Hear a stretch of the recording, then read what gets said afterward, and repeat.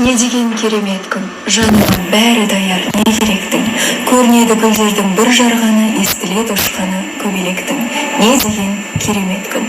Құрметті көрермен, аптаның сейсенбісі баршаңызға сәттілігімен келсін.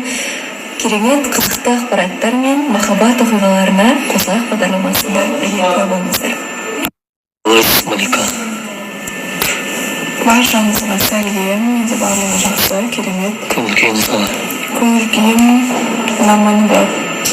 Кешегі айтқан бір пікіріме сондықтан бір комментарий жасап Не деп жазып жатыр? қарғыс келіп жатыр, дата постепенно.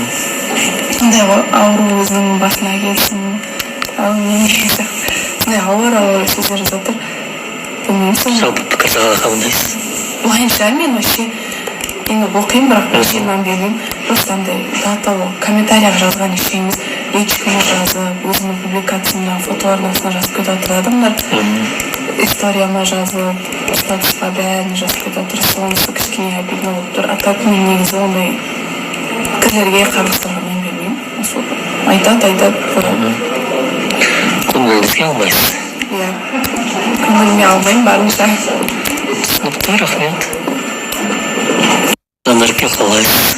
Жақсы, өзіңіз қалайсыз? Сіздер жақсы, бірнеше күн жоқ болдыңыз. Денсаулығыңыз қалай?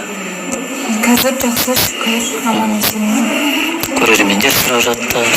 Барлығы уайымдап қалыпты, қаншама адам жазды.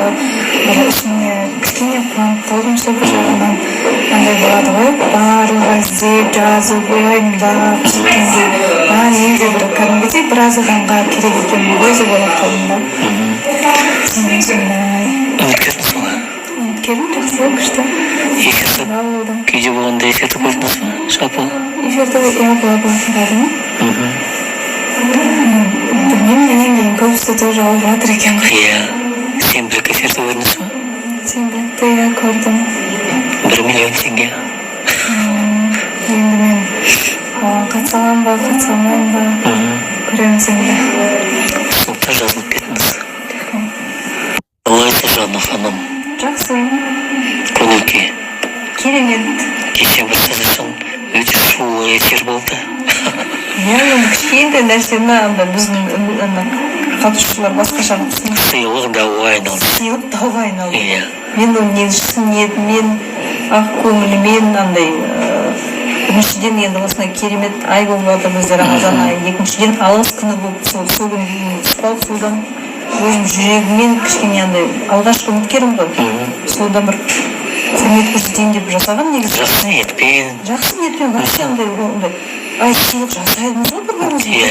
Жоқ, мен оған бір машина алып берген жоқпын ғой, бір деп дұрыс тұратындай. Ол сыйлықты любой адамдар алады, любой адам сыйлайды, қыз жігітіне, көршіңе, туысыңа, бауырыңа, онда тұрған ешнәрсе жоқ сыйлыққа.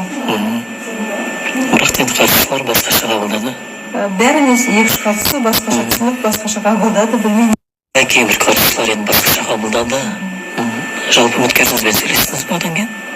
Иә, сөйлестім, ол да түсінікпен қарады. Главное, екеуміз арамызда ол ренжіген жоқ, жаңағы сөздеріме ол түсінді, ренжімей, екеуміз арамыз жақсы болса болды емес. Ең бастысы сол ғой, екеуміз таныстығымыз күшті жүріп жатыр, екеуміз күшті сөйлесіп жатыр, күшті танысып жатыр, екеуміз бір-біріне подарок істеп жатыр деген сыйластық танытып қалған сөзде, ол сөзге ере бересің сөзге.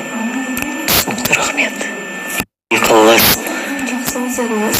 Бізде бәрі жақсы. Мерей өзін 5 жылдан кейін қалай елестетеді? Қайда елестетеді?